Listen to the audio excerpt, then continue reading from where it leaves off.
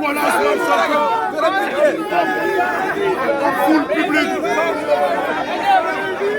Président dugg na gars yi.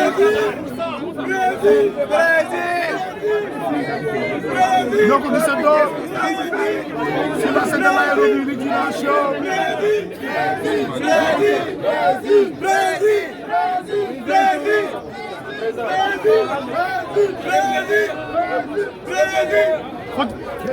dugg na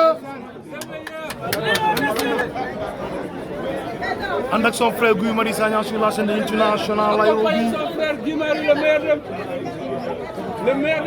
Vraiment lii neex na dal na xel gars yi sécurité yaa ngi ñu doot ñëpp di bëggee ñëpp.